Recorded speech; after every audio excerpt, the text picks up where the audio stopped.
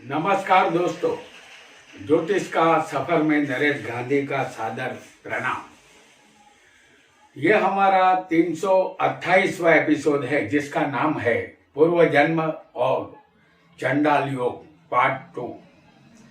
दोस्तों, पिछले एपिसोड में हम लग्न से लेकर छठे स्थान तक चंडाल योग के उपाय जान चुके हैं।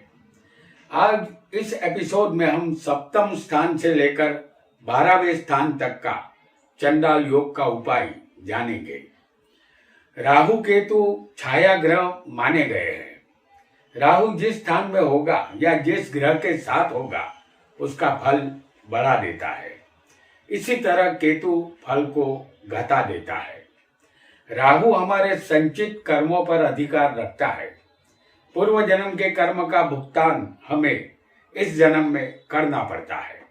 ऐसे में राहु जो संबंधित फल अच्छा या बुरा हमें देना चाहता है, इसके मुताबिक वर्तमान जन्म की कुंडली में वह उस ग्रह के साथ जुड़ जाता है और पूरा कंट्रोल अपने हाथ में ले लेता है।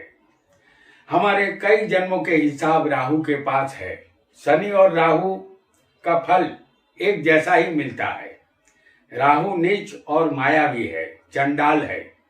चंडाल उसे कहते हैं जो शमशान में मूत्र देह जलाने का कार्य करता है।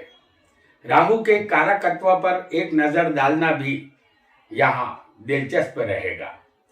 राहु भौतिक संपत्ति, विषय वासना, नीच विचार, छल, चोरी, चकारी, झूठ बोलना, 2 नंबर का रुपया, अनैतिक संबंध, भ्रष्टाचार, राजनीति, दुख, कैंसर, गुट विद्या, जादू के खेल, परदेश गमन, वायु, कलेश, सर्प, मृत्यु का समय, नागलोक, खांसी, अस्थमा, दुर्गा पूजा, उर्दू भाषा, मुस्लिम कौम और कठोर वाणी, ये सब राहु के कारकत्व है। राहु पूर्व जन्म के कर्मों का फल अवश्य देता है जिसे भुगतना ही पड़ता है। आइए जानते हैं गुरु राहु के चंडाल योग का उपाय। हमने आपके सामने एक कुंडली बनाई है जिसमें सिर्फ लग्न लिखा है। आपकी कुंडली में कोई भी लग्न हो सकता है। आपको सिर्फ स्थान याद रखना है। आपकी कुंडली में गुरु राहु का चंडाल योग यदि सप्तम स्थान में बना होगा तो यह स्थान पति पत्नी, व्यापार और साझेदारी का है। इस स्थान में गुरु राहु का होना यही दर्शाता है कि जातक ने अपने पूर्व जन्म में अपनी पत्नी पर जुल्म ढाए थे। पत्नी को मारा पीता हो, कपड़े लत्ते या गहने नहीं दिए हो, उस पर जोर जुल्म किया हो, पत्नी की कोई भी इच्छा पूरी ना की गई हो, तब सप्तम स्थान में राहु गुरु का आगमन होता है। यहाँ ऐसा समझना होगा कि पत्नी का श्राप लगा है। वर्तमान जन्म में जातक को पत्नी का सुख नहीं मिलता या शादी देरी से होती है। पत्नी के आने का इंतजार यहाँ करना पड़ता है।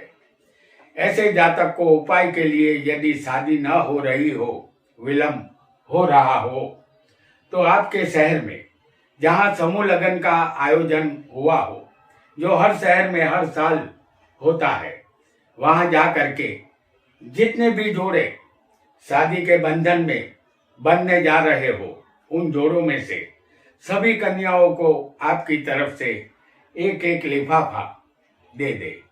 उस लिफाफे में आप अपनी शक्ति के अनुसार 51 या 101 रुपया रख दे और सभी कन्याओं को कन्यादान के रूप में दे दे।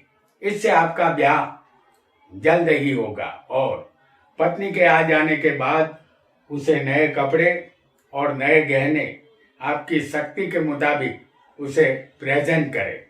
पत्नी को हमेशा खुश रखे। इससे आपका चंडाल योग धीरे धीरे शांत हो जाएगा और आप बनेंगे सुखी। आपकी कुंडली में गुरु और राहु का चंडाल योग यदि 8वें स्थान में होगा तो यह स्थान आयुष्य, मृत्यु और बिना मेहनत के धन का है। इस स्थान में गुरु राहु का होना यही दर्शाता है कि जातक ने पूर्व जन्म में कोई ऐसा कर्म किया था जो उसे नहीं करना चाहिए था। वह कर्म किसी के मृत्यु से संबंधित था।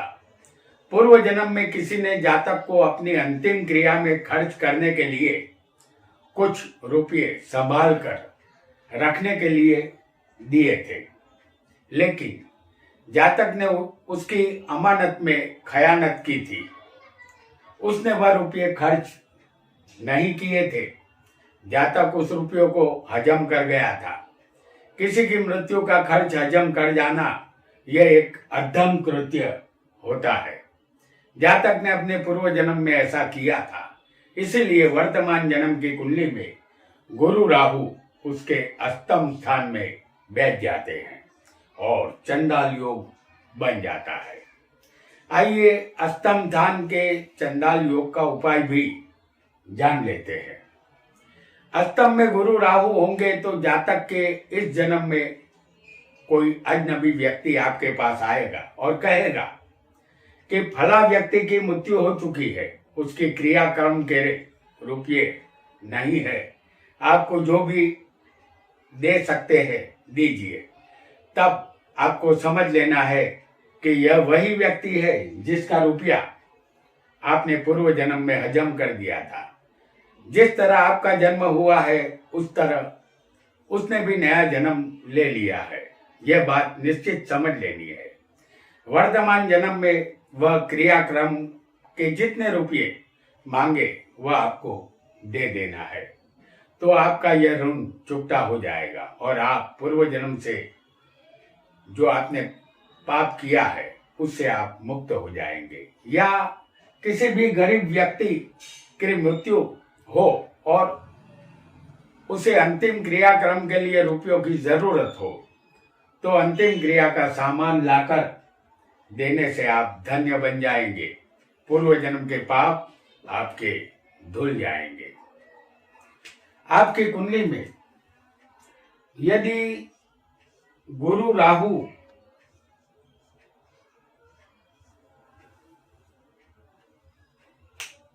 नौवें स्थान में होंगे तो ये स्थान भाग्य, पिता और धर्म का है।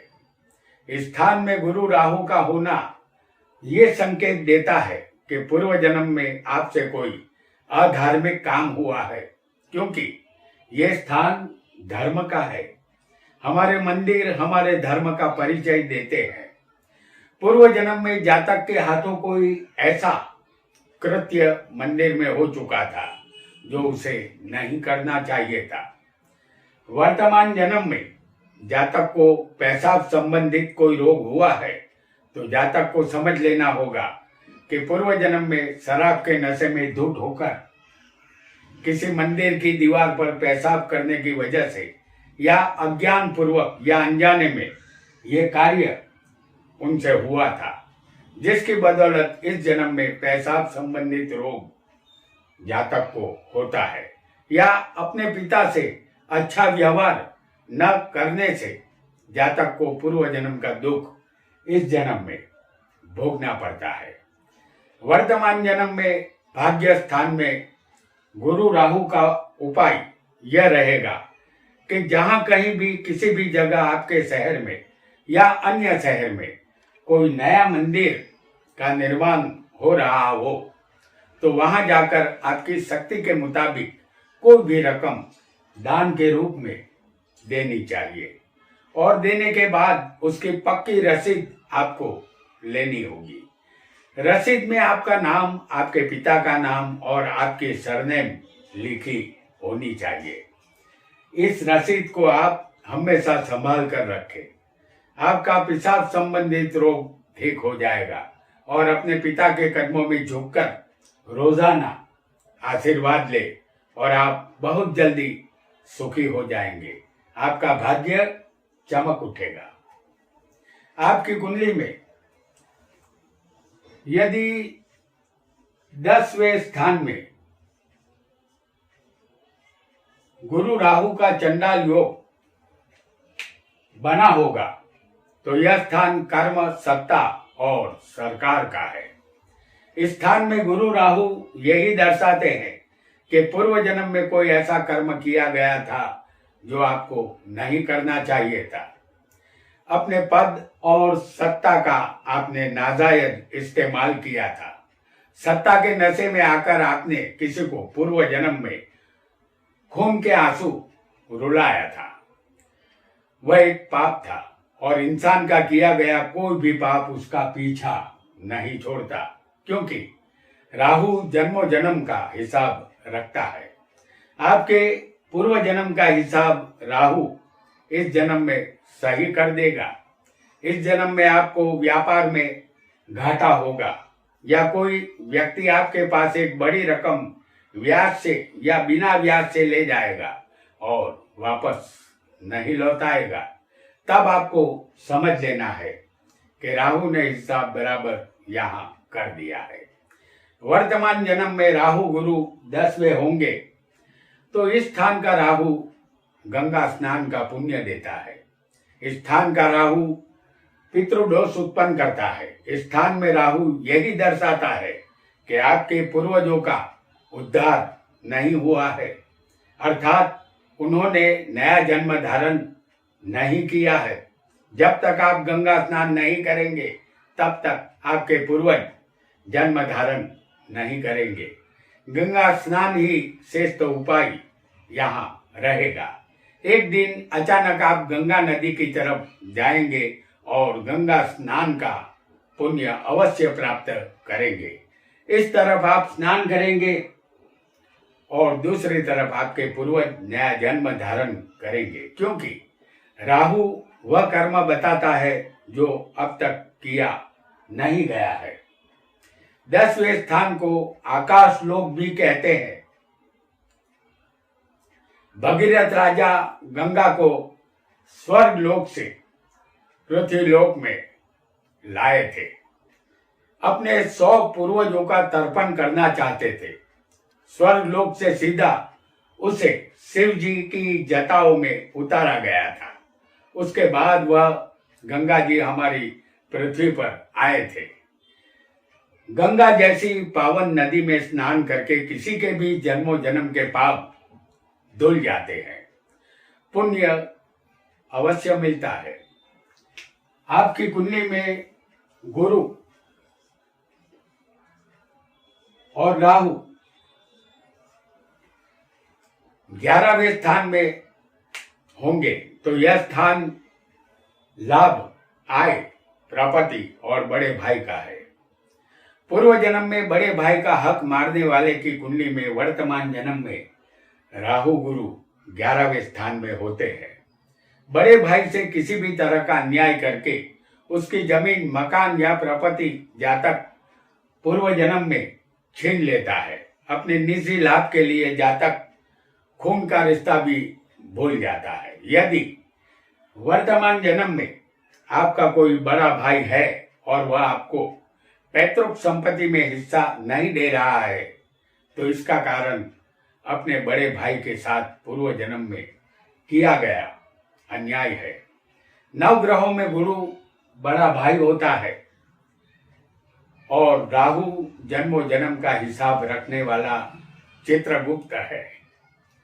उपाय के लिए, इस जन्म में आपका कोई बड़ा भाई हो तो प्रतिदिन उसके कदमों में झुककर नमस्कार करें, उनका आशीर्वाद प्राप्त करें और आपके माता पिता की कोई संपत्ति में जो हिस्सा आपको मिलना है उसमें से थोड़ा ज्यादा हिस्सा अपने बड़े भाई को दे। इससे आपका मन प्रसन्नता का अनुभव करेगा। एक बात जातक को हमेशा याद रखनी चाहिए कि इस दुनिया की धन दौलत, प्रॉपर्टी, जमीन, मकान सब कुछ यही रहेगा, साथ नहीं जाएगा।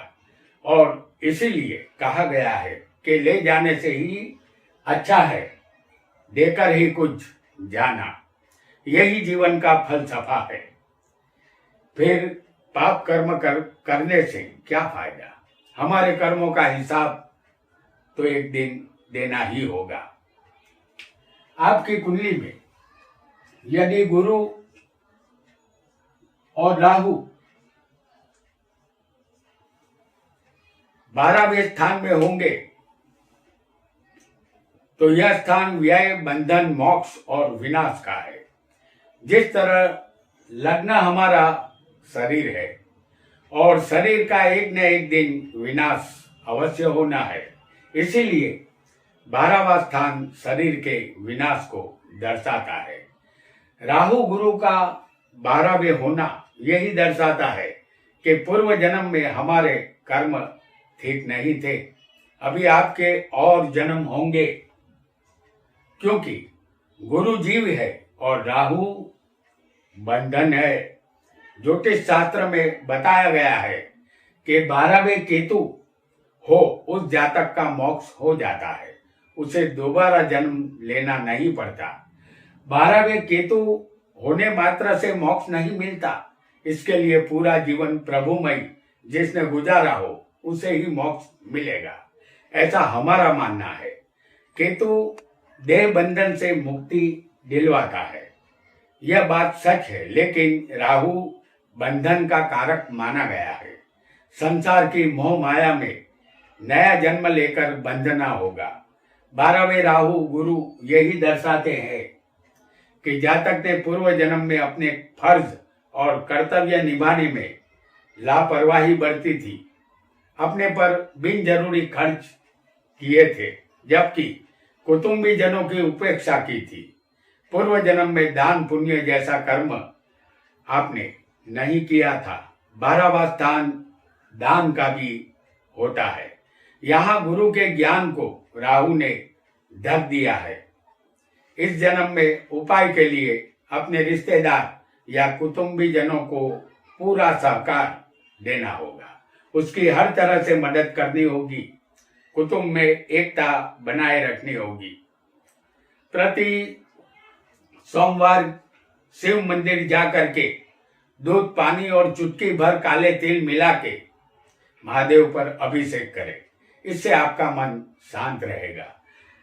अपनी नौकरी की तनख्वाह में से एक छोटी सी रकम किसी बीमार व्यक्ति की दवाइयों में अवश्य खर्च करें। इस तरह खर्च करने से आपको कई गुना फायदा होगा। 12वां स्थान कुंडली का आखिरी स्थान होता है। इस दुनिया में आकर यदि हमने कोई भी अच्छा कर्म नहीं किया तो हमारे नए नए जन्म होते रहेंगे और हम मरते रहेंगे। संसार चक्र इसी तरह चलता ही रहेगा।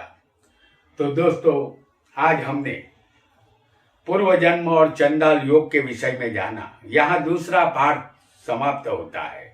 आज इतना ही। आपका बहुत बहुत धन्यवाद।